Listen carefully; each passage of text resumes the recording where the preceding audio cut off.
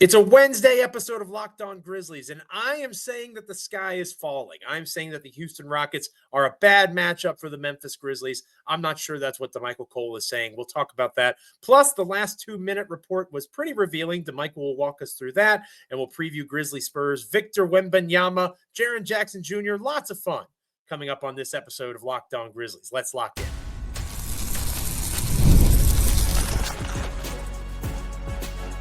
You are Locked On Grizzlies, your daily Memphis Grizzlies podcast, part of the Locked On Podcast Network, your team every day.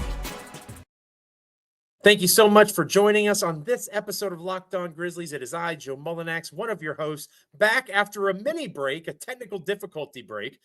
Happy to have a partner that's understanding and flexible, Damichael Cole of the Commercial Appeal there in Memphis, Tennessee. Thank you so much for picking up my dead weight over the last day or so. I have it figured out, kind of, sort of. So it's going to get us through this episode, and hopefully we can keep on keeping on and keep making it better. So thanks to Damichael for his patience, and I missed you guys. Happy to be back here with you on today's show. Today's show is a proud member of the Locked On Podcast Network. Each and every time an episode drops, we are free and available because of the Locked On Podcast Network, your team each and every single day. Like, comment, rate, review, subscribe on Apple, Spotify, Amazon, YouTube, literally anywhere you get a podcast. You can get Locked On Grizzlies. Make sure you're checking us out there, and make sure you're subscribing to the free daily newsletter. If you haven't already done so, notice there in the bottom right of the screen. If you are on YouTube, if you're not, it's lockedondaily.com. Go and click on the Locked On Grizzlies tab. Each and every day, a newsletter from me, free words on the Memphis Grizzlies. I used to write a lot about the Grizzlies, and now thanks to the newsletter, I'm back to writing on a regular basis. I'm enjoying it. Grizzly, and I'm still doing some stuff over there, of course, but the newsletter is each and every day. It's free, comes to your inbox, lockedondaily.com. Again, lockedondaily.com. Subscribe to our free daily newsletter. Damichael, you're doing a great job covering on the road. I know you're enjoying yourself now in San Antonio, no longer in Houston. And I got to be honest with you, you and I don't disagree very often. We don't. We did disagree on what was it, Monday night, when you talked about how you thought this would be a fun playoff series, Grizzlies and Rockets. I disagree because I think the Grizzlies get swept. Oh, snap. If not swept, I think they lose in 5.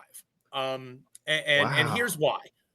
Because I think we have to remember that the only reason that the Rockets age is different than the Grizzlies age is the veteran guys they've brought in, like a Fred VanVleet, right? Yep. That is the outlier. Houston is roughly as young as the Grizzlies are. So the Rockets are going to keep improving.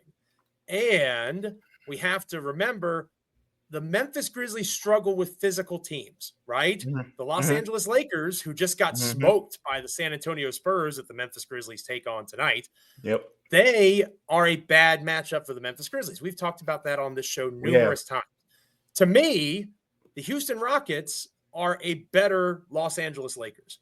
So I see Amen Thompson. I see Sengun. I see this Rockets team as a team that could eliminate the Grizzlies in 5 games in a playoff series. I have a feeling you disagree with me. Talk me off the ledge. Yeah, I definitely disagree with you here. I want the listeners to know that my reaction there was 100% real. Joe did not tell me ahead of this show that he thought the Rockets hot. I was off for 2 days, and I came in hot. I think that outside of the Oklahoma City Thunder, and maybe it's not too hot of a take because the Thunder are the 2 seed in the Western Conference, no team at this stage, it's the wrong word, and people are going to make fun of me, intimidates me more as someone that follows the Memphis Grizzlies as a hobby that I am fortunate to get paid to do. No one intimidates me more than the Houston Rockets. I've watched them play 3 times now. You can say that the games were close. Scores do not always indicate how close the games actually are. I think Houston is able to make the Grizzlies make the mistakes that they oftentimes make on their own. It's a bad matchup in my mind. Look, I want to see the series, and I said what I said about, wanting this playoff matchup simply because I think it would be a great series. I don't think either team is getting out of this series, without battle scars, figuratively speaking. I think This would be a fun series, one that goes 6 or 7, depending on who gets home court, all those things. But to say that I don't know who would win this series. I still, and I'm gonna explain this here in a second, but I still lean Grizzlies, like in a 7-game series. I got my reasons for that. Now you were there in person for a couple of these games, Damichael. I've been there every single time. I've been there both times in Houston. The Memphis Grizzlies are down 3-0. If this was a 7-game series right now, it would be 3-0 Houston. And you know what? If the Phoenix Suns and the Minnesota Timberwolves were a regular season playoff series last year, the Suns would have swept them. And then what happened in the playoffs? Well, the Timberwolves swept. I mean, the Timberwolves made it look like they weren't even in the same stratosphere.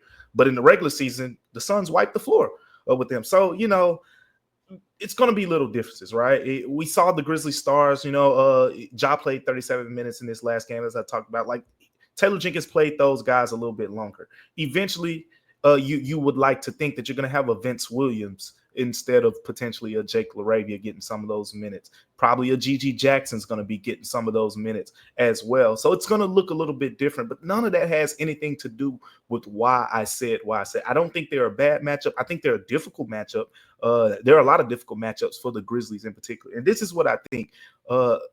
Let's kind of peel the layers back here. The reason we're having this conversation and we talk about this whole physicality thing, and Santi Aldama said after the last game, I mentioned it on the last episode, we didn't dive into it deeply like we're doing right now. Santi basically said, I think that we struggle with overly physical teams. Those were his exact words. That's because the Memphis Grizzlies are not a physical basketball team. They're just not. And that's not the case to me. I think it's a little bit different. I think the Grizzlies are a physical team. I think the Grizzlies' identity is so much built on that physicality that when you play a team that can match it or exceed it, there's no counter for them. That's why they struggled with the Clippers. That's why they struggled with the Mavs. That's why they struggled even when they won that playoff series against the Timberwolves a couple years ago. The Grizzlies are a physical team. I don't think that the Grizzlies are some finesse brand of basketball. They're still a top level defense. Guess just them and the Rockets are both top 5 defensive rated. Just like the Rockets are number 1 in rebounding, guess who's number 2? Not the Phoenix Suns, the Memphis Grizzlies. They're right behind them. So they are right there. Like it's just when you look at it from a physicality standpoint, Houston is the more physical team between those two. And that's when the Grizzlies, a lot of times when they're playing a lot of these other teams, that's why they beat a lot of those Eastern Conference teams. They were the most physical team. They were able to wear down those teams and blow them out and things like that. But when you play those other teams that are going to pull on your jersey a little bit, we saw some of the little things that Dylan Brooks was doing and all that stuff. It's a little bit different. So I say all that to say that, I do think Houston is a tough matchup. I don't think that they're necessarily, a bad matchup simply because some of the things that Houston isn't good at are some of the same things that the Grizzlies aren't good at. And quite frankly, the Grizzlies have improved and in a way, Houston is like Memphis a couple years ago when they were coming up. When you look at Houston right now, you got Jalen Green, who, by the way, still as amazing that he's been over the last couple of weeks, he's still not grading out as one of the elite isolation scorers. Fred VanVleet, Dylan Brooks, Jabari Smith. Who's your go-to isolation guy? Well, Alperen Sengun probably grades out fine. I don't know his numbers on the top of my head, but so does Jaren Jackson Jr. Then what do we talk about every offseason offensively when it comes to the Grizzlies? Not outside of the half-court offense, but this is centered around the half-court offense problems too. It's the three-point shooting. We've said in the Taylor Jenkins era, the Grizzlies have not been above 17th in the NBA in three-point shooting percentage. 17th was where they were in the 56-win season, 2021, 2022. This season right now, as of this recording, they're 9th. They're in the top 10. You know what the Rockets are? The Rockets are 28th. The Rockets are a terrible three-point shooting team. But if you look at these games against the Grizzlies, you watch that other game, Jalen Green couldn't miss. Cam Whitmore couldn't miss. The mean will eventually factor in. I'm not overreacting. I know everyone is saying, whatever they're saying. Jalen Green is if you look at Jalen Green's stats over the course of the season right now and his stats in that last game, like, don't get me wrong, super talented player. I've always, he's someone I watched for a while, and you see the talent, but I'm not saying, oh, that's going to be the guy that's going to destroy them over the course of a series. Sengun is the one that scares me a little bit more. And the Grizzlies, 7 of 17 shooting from Sengun in this last game. So, look, I think Memphis is the more experienced team from the playoff standpoint. And the guys who have the experience, Fred VanVleet, he's a champion, so to speak. But, like, Dylan Brooks has shot terribly these last 2 wins for Houston. And Steven Adams is not playing a lot of minutes over there. Like, I feel like on paper, these teams are pretty close to even. They're both very physical. And they, at least the Grizzlies, they're trending in the way of becoming a better three-point shooting team.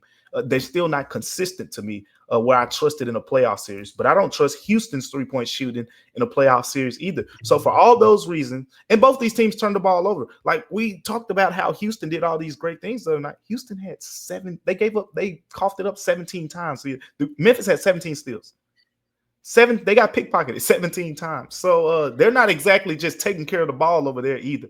So it's just going to come down to execution. And when it comes down to those small little things like that, to me, Joe, I'm not saying that Houston is that much better than them. They're not. It's literally a toss-up to me right now. I'm taking the Rockets in 5. Here is the Grizzlies since Christmas, okay? And maybe just because I've had some technical issues and I'm just in a bad mood. The Grizzlies since Christmas defensively are the 24th defense in the entire NBA. 24th. They've been giving up a lot more points. 3 weeks. Their half-court defense is 28th. There are only 30 teams in the NBA. The Grizzlies are 28th in half-court defense. That is from our good friend Sean Coleman at StatsSAC on X. Until I see otherwise, I think Memphis loses to that team. You said that the Grizzlies are a physical team, which in theory you made a great argument, but then you rattled off 5 or 6 teams that are more physical than them. So either they are a mediocre physical basketball team, or they are a good, not as physical basketball Their brand team. is built around it. That's their brand. Well, their brand, LaMelo Ball's brand is built around being a good basketball player, and yet he's one of the most inefficient players in the national basketball. Hey, that's an Eastern Conference All-Star. Calm down. Oh, good Lord. That's a subject for another podcast. Hit up Damichael on X at Joe Mullinax, or I'm at Joe Mullinax. Hit Damichael up at Damichael C. Let us know in the comments. I'm sure you're going to yell at me. I don't know how you can react differently to those Rockets games. I'm usually pretty positive. I'm sunshine. You have been, and look, I get why you're saying what you're saying. The Rockets have me shook. Okay, so maybe somebody can talk me off the ledge. Let me know. Damichael made fair points, but again, one team is up 3-0 in the season series. When we come back here on Locked On Grizzlies, we will be talking about the last 2-minute report. Damichael wrote about it over at the Commercial Appeal. Some interesting things in there. Stick around. Today's episode of Locked On Grizzlies is brought to you by Hungryroot. When it comes to grocery shopping and meal planning, I've had this ongoing problem. I don't have the time between work, life, trying to eat healthier. I'm constantly feeling stressed out. I go to the grocery store, buy things I don't need, and then end up with no time to actually cook in 3 boxes of delicious ice cream bars. Sticking to my health goals, that's a struggle. Everything changes when I discover Hungryroot. Honestly, it's been a game changer. It's the easiest way to eat healthy without all the stress. Hungryroot is like having a personal shopper and a nutritionist all in one. They take care of grocery shopping, recommend meals and groceries based on tastes and health goals, from anti-inflammatory to high protein and gluten-free option.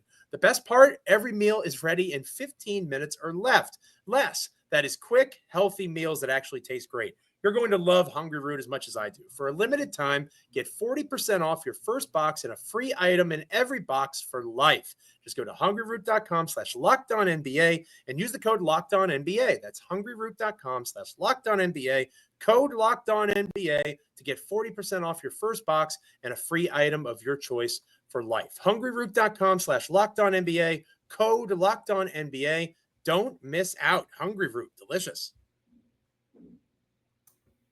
All right, partner. On a sunshiny or rainbowier, another reason to not panic about the Houston Rockets as badly as I am. The last 2-minute report certainly suggests that the Grizzlies did not get the friendliest of whistles. Obviously, missed calls happen in every game, but in Yep. a close contest, a game where Memphis had a big lead in the fourth quarter and it collapsed, these last 2-minute reports can be a window into not the reason Memphis lost, but a contributing factor. Yeah, exactly. That's the what I want people to take from this. Like we're not excusing, all the things that the Grizzlies did wrong. At the end of the day, you got a 13-point lead in the fourth quarter. You're supposed to hold on. You're supposed to win the game. It's that simple to me. But with all that being said, this has happened a few times now. I think I did mention it the first time it happened, the Mavs game. You remember all the fouls that were going on. Jaren Jackson Jr., when he drove to the basket, the no call. I think Derek Lively was defending him about a minute to go in the fourth quarter of that Mavs game. And the Mavs end up pulling that one out. Jaren should have been shooting 2 free throws at the line. That would have drastically, not drastically, but that would have definitely impacted the result in some way, shape, or form. Then it was the game before this last game against the Timberwolves. The Grizzlies end up winning, so it didn't really, nobody really cared about it as much because you win. It kind of cures everything. But we saw it. You saw it, Joe, when Anthony Edwards pushed Jalen Wells off of him to free himself up. It was about 12 seconds left in the fourth quarter, and nothing was called. Jalen Wells fell down, and nothing was called. But the last 2-minute report revealed that was an incorrect no call. Now this is the third one that I've noticed against the Western Conference foe. Close, tight games, and quite frankly, those have really been the tight games for the Grizzlies. When they play Eastern Conference teams, they just they wash them. But yeah, we didn't really get to see it. If you were watching on TV, I went back and looked at the TV broadcast just to see if I could see it, and I didn't see it, and I didn't see it live either when I was watching the game. But I saw a couple ticky-tack things. But with this one in particular, Dylan Brooks, I think it was 27.9 seconds left. The Rockets were inbounding the basketball. Jalen Green was trying to free himself up. If you've been watching Jalen Wells guard him, he's pretty much face guarding him. He's like his shadow. Like Jalen Green might as well be wearing a Jalen Wells chain. Like he's all so he was pretty much attached to him. And Dylan Brooks, I guess, does his little Dylan Brooks things. We're all familiar, but he kind of bumps Jalen Wells, knocks Jalen Wells down, which frees up Jalen Green to go get the inbound pass. The Rockets go up the floor. Fred VanVleet dumps it off to, I think it was, Amen Thompson. He gets 2 free throws. They go up 3 points, and it was like 8 seconds left. That's the game, because that's when the Rockets foul because they're up 3. They say, oh, we can just foul. If Dylan Brooks is called for an offensive foul, 27.9 seconds left, the Grizzlies get the ball. They're only down 1. So now you get a chance to score, to potentially take the lead. They cannot intentionally foul you. It was a big difference. And, when you play these games, when you play these type of teams, it comes down to these things. Look, Joe, you know me. I don't get into the referee stuff too deep like a lot of people. Like, to me it's pointless in a way, and I only say that just because of how it's structured. Like, this is coming from someone who does pool reports with the NBA. We have to send the questions to the referee. Like, they're prepped pretty much on the questions, and if you watch or looked at the answers to pool reports, they're usually short, and not a lot of times they're really giving you a lot of the information that you want to hear thoroughly. In some cases, they do. Like when they admitted they had missed the John Morant call against the Kings. But that's neither here nor there. The point that I'm making is there have been a couple times where it's worked against the Grizzlies this season, and it's been notable. It's in notable games. If you're talking about 2 games against the Mavs and the Rockets that have playoff implications. If the Grizzlies win that game on yesterday, you potentially get a chance to go 2-2. With the Rockets, and that could be a tiebreaker at some point. But now the Rockets have the tiebreaker. If you win that game against the Mavs, you're up 2-0 on the Mavs this season. So I'm sure it's frustrating, for the players. And you know what? Noticing that those last 2 calls have gone against Jalen Wells, it really makes me wonder, Joe. And I wonder what you think too. Is this because he's a rookie? Because it was one on Dylan Brooks and it was one on Anthony Edwards. The Anthony Edwards first push off was right in our face on the inbound. And the Dylan Brooks, when I went and rewatched the video, it was pretty clear that a foul should have been called there. And that would have been Dylan Brooks' sixth foul. I'm sure maybe that's why the referees were choking on the whistle or whatever the case may be. But yeah, I'm sure that's frustrating as a player. That's frustrating as a coach, knowing that you're not getting those whistles. It's frustrating as an official too, right? Like there's nothing worse than not letting the players play it out on the court, right? That's one of the things you want to see, regardless of the sport. If it's a close game, you don't want the refs to decide. You don't want to decide. Nobody spent their hard-earned money to watch Tony Brothers blow his whistle, right? Like nobody wants to see that. No offense to Tony Brothers. I understand where they're coming from. To me, the Edwards one was just egregious. That's one that I don't know how you don't call that, right? It's like he was there. It's physicality late in the game. It's been physical all game between Houston and Memphis. Like you said, it was hard to see live in real time. Mm-hmm. I struggle with really being too upset about that one. To me, there's a line, and the line is clear and present issue.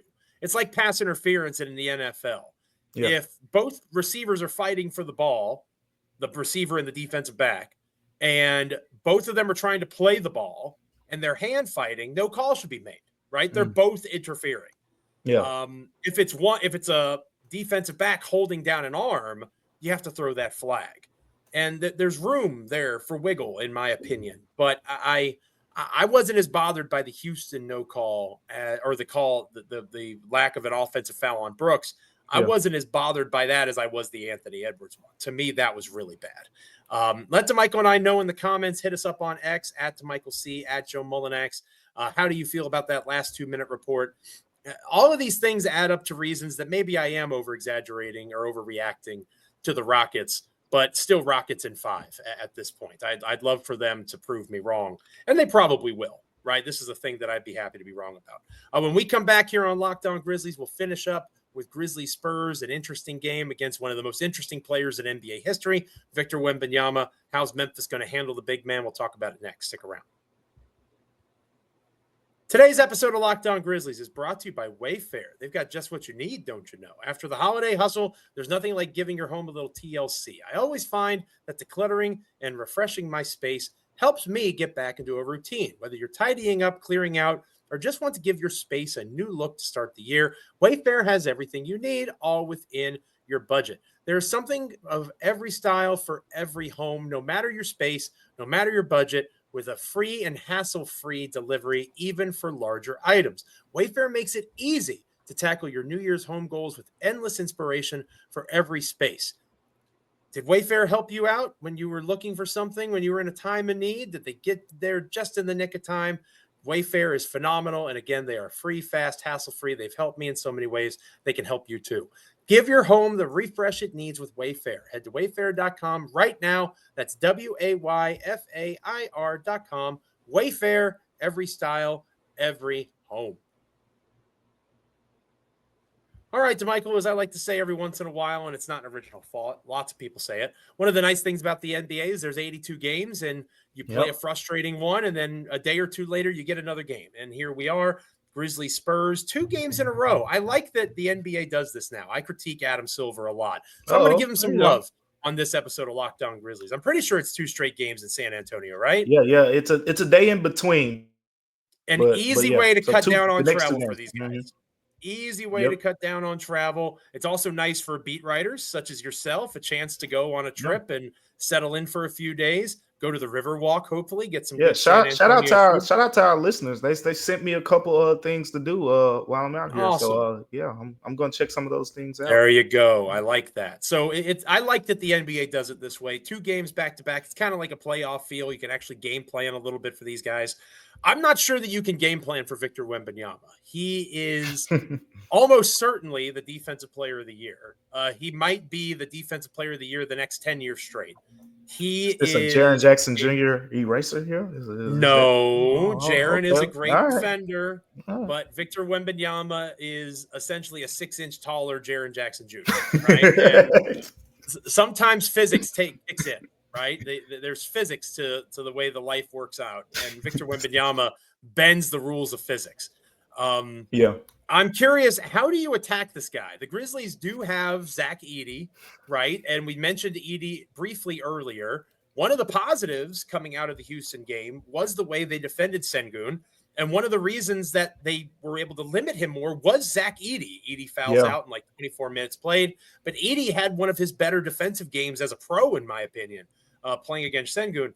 It comes at a good time because he's going to have to defend Wembanyama for stretches. You certainly don't want Jaren to have to take that matchup if he doesn't have to. How do you see the Grizzlies attacking Wembanyama? Because again, we just mentioned earlier in the show, or I mentioned earlier in the show, Yeah. that the Lakers are a bad matchup for the Grizzlies. This Spurs team just destroyed the Los Angeles Lakers. Now, there's lots of context with that, all the issues going on in Los Angeles with the fires. The minds of the Lakers were probably elsewhere. But the Spurs are a better basketball team than people thought early on in Wembanyama's tenure. This is not going to be a walk in the park tonight or a couple nights from now. Yeah, it's definitely not going to be a walk in the park. A couple things here, like when we talk about those super physical basketball teams, the Clippers, Tyronn Lue, that's been his thing, right? They make games ugly, they make games muddy. Same thing with Ime Udoka, right? He brought in Steven Adams and Dylan Brooks in particular, Fred VanVleet, and because of that, they wanted toughness, they wanted physicality. Those teams emphasize that. LeBron James is physicality. That's who he's been his entire NBA career. So those type of teams, those players, that's what you come to expect from them. Now, watching the Spurs, they don't jump out to me as, oh, that's a super physical team. The Grizzlies look like the more physical team entering this matchup to me. But with all that being said, it's all about the Victor Wembanyama factor here. How do you defend him? Who defends him? And it's a tough assignment because you can go with Jaren Jackson Jr. You can go with Zach Edey. Zach Edey is a little bit slower. Wemby is quick, but he is one of the few guys in the league from a height standpoint. All those finger rolls that you see Wemby just picking the ball off the rim and just flipping it in. I don't expect to see as many of those with Zach Edey in the picture, but what you could expect to see is Wemby being more active on the perimeter. And to me, that's kind of what you want. But he's made teams pay more over the course of the season. You go back to the first month, you go back to October, Wemby was only shooting 42% from the field, 23% from 3-point range. And then he started to figure some things out. And since then, he's been around 49% from the field. He shot 36.5% from 3-point range in November. Then he shot over 37, close to 38% in December. And in this month, he's shooting over 34% from 3-point range. So, look, nothing amazing, but that's good enough to where any given night he could be the reason. He could be the reason from 3-point range. The blocks are what stand out to me, Joe. We know the Grizzlies. No team in the NBA likes to get to the paint more than the Grizzlies. No team. Victor Wembanyama is arguably the greatest paint disruptor of the 21st century. I will be respectful in everyone that has came before our 21st century. But yeah, since the year 2000, I can't think of a better paint disruptor than Victor Wembanyama, and we've seen some really good ones. So I say all that to say is you're going to have John Morant getting downhill. You're going to have Desmond Bane get downhill. The Grizzlies are going to have to shoot the ball in this game to me. I think they're going to have to shoot the ball, but they're also going to have to take advantage of those moments when Victor Wembanyama is out of the game. Another thing I want to see the Grizzlies do is make those Spurs guards scorers. Chris Paul in particular. Like, Chris Paul is a winning player. He's older. If you watch Chris Paul play this season, he's picking and choosing his spots as a scorer.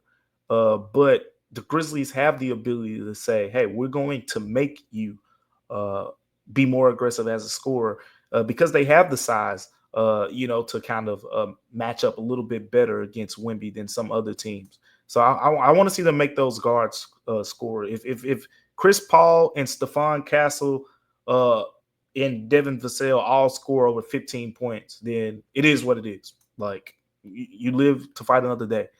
But if it's Victor Wembanyama scoring 40 and Chris Paul has 8 points and 13 assists or something like that, that's a problem to me.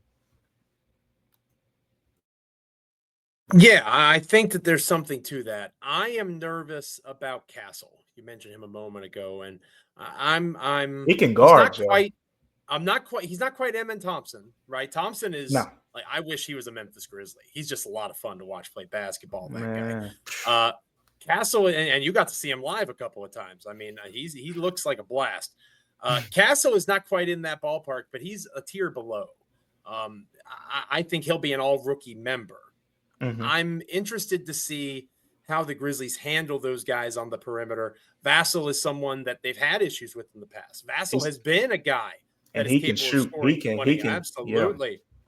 So the Spurs team, they're not built to win the way the Grizzlies are built to win. But Right. we've said that about other teams, and Memphis has struggled with some of these teams recently. So I'm curious to see how the Grizzlies handle the Spurs. It's going to be a good one. I'm looking forward to watching it tonight, and I'm looking forward to talking about it on our next episode of Locked On Grizzlies. Going to cover for my partner. We haven't had a chance to talk about it yet, but he's covered me the last couple of days, so I'll fly solo on our next episode of Locked On Grizzlies talking about this game. What else do you think might be good to talk about coming out of this trip to San Antonio?